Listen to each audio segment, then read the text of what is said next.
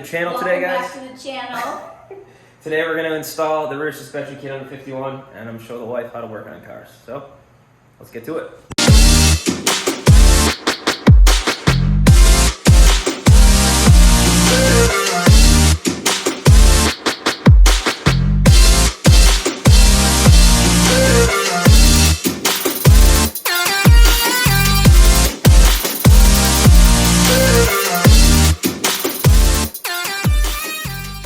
I was going to have all these brackets powder coated, but I think by the time I get the whole suspension out, it's pretty much going to be ready to just go right back in. So I'm just going to hit them with rattle can. So let's get the wheels off, and then we'll evaluate from there. All right, so we're underneath the car, and I noticed apparently I sealed the tank up too good. It started to create suction when it was running, so I'm going to have to put some sort of breather or vent in this thing. Anywho, what we're going to do is we're going to disconnect the drive shaft. I'm going to pinch off the braid lineup, or the brake line up here. We'll get that pinched off. And actually probably going to end up having to replace it. Yeah, probably. We'll see. All those coming out, all right? Mm-hmm. So I'm down to the rear end. I gotta just take the e-brakes out, the cables out, all the lines, everything's undone. Unbolt the U-bolts, and then take the shackles down, and then I'll have to grind all these original rivets out to get the new brackets in. I hope I'll be able to reuse the exhaust system that somebody bent pretty nicely up in here. If not, plan B, I guess. We'll figure that out when we get there. So the whole rear diff is out. Time to grind down these original brackets here. Just grind down the rivets, bang them out. The new ones mount in, bolt in, and then we can start setting up the rear end.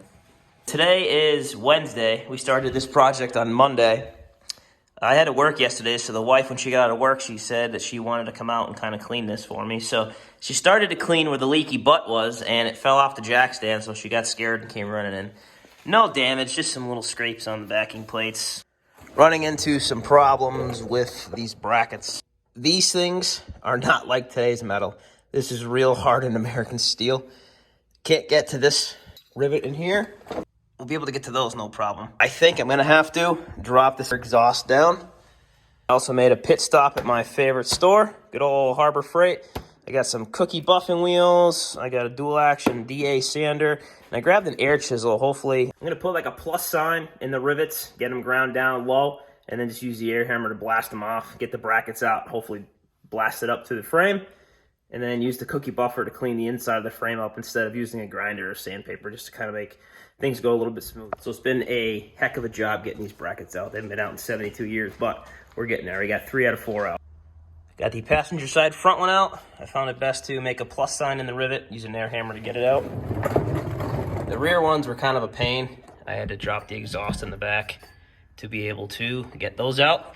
But I have one left, and then we're done. We can start cleaning up the frame a little bit and slapping it back together. I know I have to drill a couple of holes here and there, but we'll get that buttoned up and at least start getting the leaf springs in the back end back in there. We're back. That last bracket is finally out. It's time to start getting the rear suspension mocked up on this, get the new brackets in there. I know I got to drill a couple holes like I said before, so let's get to it. My predictions was correct. I will not be able to keep this exhaust because it's right where the leaf spring is going to be. So plan B, I'm going to cut it right at the muffler and then figure something out afterwards. Leaf springs are in place. Got my buddy Big Head over here getting the mounts off the old rear end here so we can mount the new ones up. Wife just got out of work. Mr. Matt's here.